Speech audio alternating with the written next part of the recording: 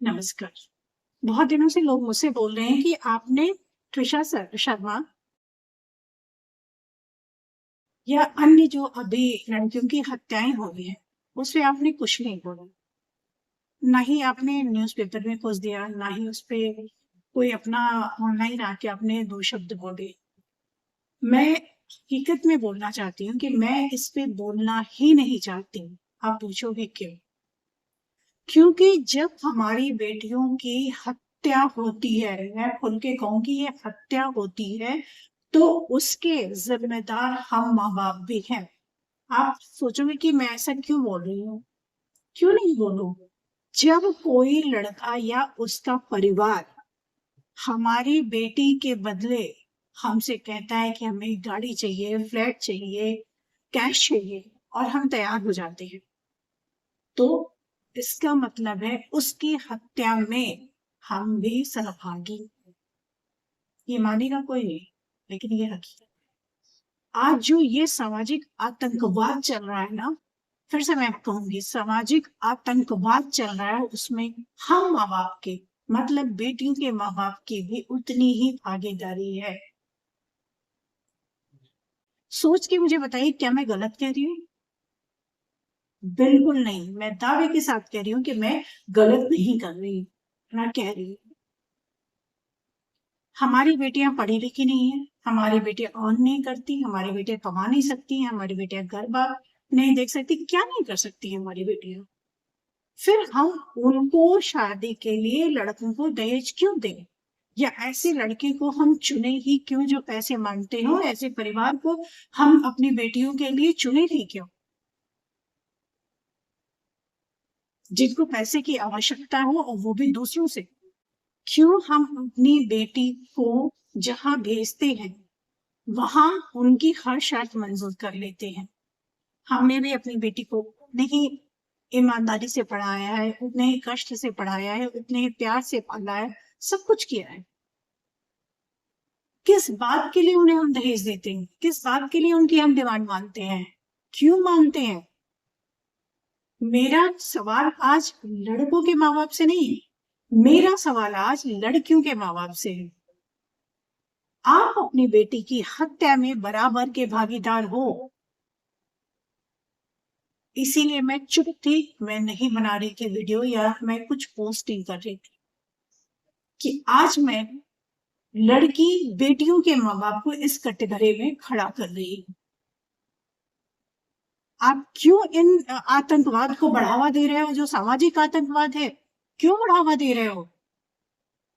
आपको अपनी बेटियों पे भरोसा नहीं है, या आपने अपनी बेटी पैदा कर ली है तो उसको दूसरे घर भेज के उसकी हत्या करवानी जरूरी है, या आपने प्लान कर रखा है?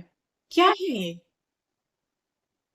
आप जिस दर्द से इस टाइम गुजर रहे हो, क्या उसका 1% भी दर्द लड़के वालों की को हो रहा है, या लड़के को फील हो रहा है?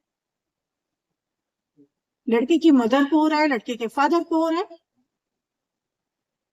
क्या आपने खींच के तमाचा लड़के को मारा है? नहीं ना, नहीं मार सकते हैं, क्योंकि आपने उनकी आधी डिमांड पूरी की है। उनको शह मिला है कि आप उनकी पूरी डिमांड पूरी करोगे।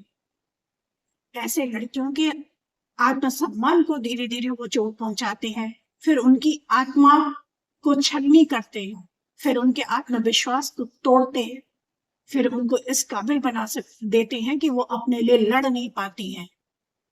मैं तो आज की बेटियों को बोलूंगी कि क्यों नहीं लड़ पाते हो आप पढ़े लिखे हो, नहीं साथ रहना है मत रहो, अलग हो जाओ। पर किसी के माँ बाप के पूरे जिंदगी भर का उसके कलेजे के टुकड़े को आप मार देते हो, और उसको नाम देते हो आत्महत्या, जाने क्या क्या। शर्म आनी चाहिए। शर्म भी बहुत छोटा शब्द है। शर्म भी ऐसे लोगों को नहीं आती है जो दूसरों से भीख मांगते हैं, गाड़ी बंगला और कैश और जाने क्या क्या चीजें।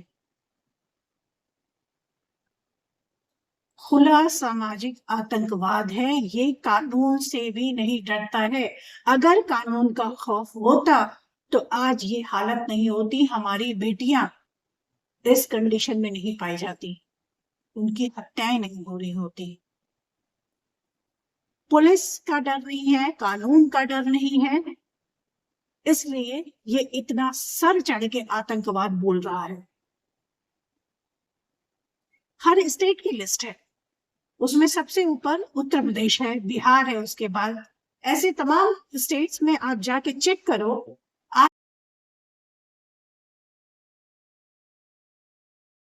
आज की डेट में, इस मॉडर्न युग में भी दहेज के लिए बेटियों की हत्या हो रही है। कमाल की बात है ना, कि हम ही अपनी बेटियों को भेजते हैं कि जाओ उनके यहाँ बलि का बकरा बना के भेजते हैं, जाओ और तुम चढ़ जाओ बलि पे। मैं पूछती हूँ क्यों भेजते हो अपनी बेटियों को? यहाँ बेटी बचाओ बेटी पढ़ाओ के हर गली गली में, हर सोशल मीडिया पे आपको मिल जाएगा लिखा हुआ, लेकिन बेटी बच कहाँ रही है? कभी किसी से शक के आधार पे, किसी ने अगर किसी के प्यार को एक्सेप्ट नहीं किया, कभी किसी के शादी नहीं की, कभी धर्म परिवर्तन, जाने क्या क्या, किस किस तरीके से बेटियों को मारा जा रहा है। कानून क्या कर रहा है? इतना मजबूत नहीं हो पा रहा है कि हमारी बेटियों को मारने वाले 10 बार सोचे, 1000 बार सोचे, उनकी रूह कांपे कि नहीं, हम नहीं करेंगे। चाहे उनकी माँ हो, चाहे कोई भी हो जो उनका सहयोग कर रहे हो। शर्म आनी चाहिए हम माँ बाप को, जो ऐसे गंवार, अनपढ़, जाहिल, पढ़े लिखे लड़कों को हम अपनी बेटियां देते हैं। हाँ, मैं मानती हूँ कहीं कहीं माँ बाप मजबूर होते हैं कि लड़की को लड़का पसंद है, उस कंडीशन में तो लड़के बिल्कुल ही दहेज नहीं चाहते हैं, अगर लड़का अच्छा है, उसका परिवार अच्छा है। बहुत सारे कानून बना के हमने छोड़ दिए हैं। मैं एक ऐसे, मुझे याद नहीं है, मैं आप सभी को बताती हूँ ये कानून जो, एक मैं छोटा सा डाटा आपके साथ शेयर करूंगी। राष्ट्रीय अपराध रिकॉर्ड ब्यूरो एनसीआरबी की क्राइम इन इंडिया रिपोर्ट के अनुसार 2024 में पूरे भारत में कुल 5737 दहेज हत्याएं दर्ज हुई हैं। इनका मतलब हर मिनट 90 बेटियों की जान दहेज की वजह से जा रही।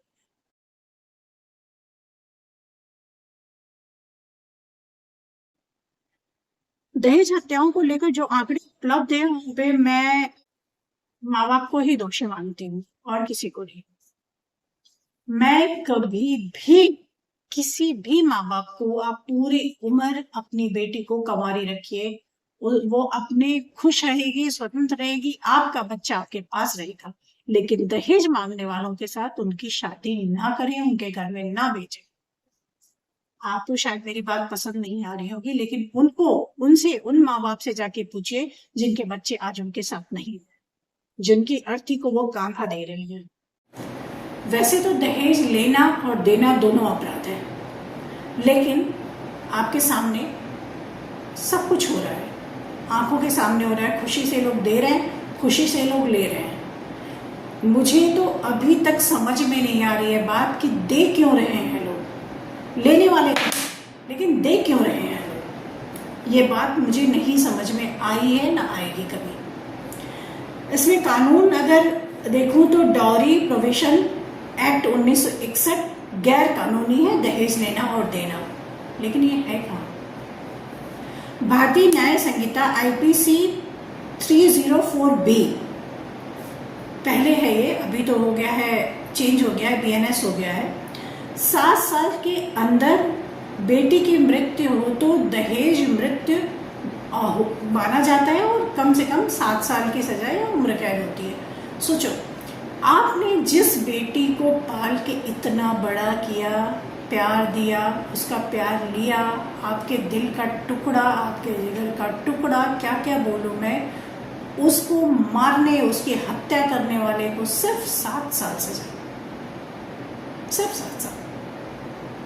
हो गया अगर तो उम्र कैद भी, नहीं तो भाई साहब सिर्फ 7 साल बाद भाई साहब बाहर आ जाएंगे और फिर से अपनी नॉर्मल लाइफ जिएंगे, कोई फर्क नहीं पड़ेगा। और आपका बच्चा आपसे चला गया, वो कभी वापस नहीं आएगा। तो गुनाहगार कौन? बेटी वाले, कि ऐसे हत्यारों के हाथ में हम अपनी बेटियां देते ही क्यों हैं। मैं फिर बोलूंगी, आप लोग चाहे मुझे जो कहें, गालियां दें या जो चाहे वो कमेंट करें, लेकिन मेरा पूरा का पूरा गुस्सा इस टाइम सिर्फ माँ बाप पे है, बेटियों पे। सेक्शन 498 ए BNS सेक्शन 84, इसके अंतर्गत भी भाई साहब बहुत बड़ा कानून है। पति या ससुराल पक्ष द्वारा क्रूरता और दहेज प्रताड़ना का पर कार्यवाही बहुत बड़ा कानून है। सुप्रीम कोर्ट ने कहा है कि इसका मिसयूज जैसी बातें करके इतने बड़े सीरियस केस को हम पीछे कर देते हैं या इसको मतलब धूमिल कर देते हैं। कितना कानून है, कितना बड़ा कानून है कि आपके जिगर के टुकड़े को जिसने मार दिया उसको 7 साल अंदर रखेंगे। हो बहुत कुछ हुआ तो उम्र कैद हुआ, नहीं तो मुझे नहीं लगता है उम्र कैद जैसी कोई अभी तक किसी को हुआ होगा या होगा। वरना भाई साहब बाहर आएंगे, चैन से अपनी फैमिली के साथ पूरी उम्र रहेंगे, दूसरी शादी भी करेंगे, बच्चे भी होंगे, सब चैन से होंगे। गया कौन? भुगत कौन रहा है? लड़की के माँ बाप। उनका बच्चा तो चला गया, वो तो 7 साल बाद भी नहीं आएगा, 21 साल बाद भी नहीं आएगा, वो तो कभी नहीं आएगा। तो सिर्फ और सिर्फ यहाँ मेरा क्वेश्चन ये है कि लड़कियों के माँ बाप अपने जिम्मेदारी से भाग नहीं सकते, वो इसको समझें और कभी भी अपनी बेटी का हाथ उस लड़की के हाथ में ना दें, अपनी बेटी को उस फैमिली में ना भेजें जहां पर दहेज की डिमांड हो रही हो। आप संपन्न हो, आप दे सकते हो, तब भी मत करो, तब भी मत दो, कोई जरूरत नहीं है। आप अपनी बेटी को आपने पढ़ाया लिखाया, इस काबिल बनाया, दोनों कमाए धमाए, अपना जो करना है करें, इक्वल बराबर की साझेदारी। बेटियों को आतंकवादियों के हम मत भेजिए, मत भेजिए, मत भेजिए। मेरा आपसे हाथ जोड़ के अनुरोध है और मैं चाहती हूँ कि सारे माँ बाप इसको फॉलो करें। अपनी बेटियों को मत भेजिए दहेज मांगने वालों के हाथ।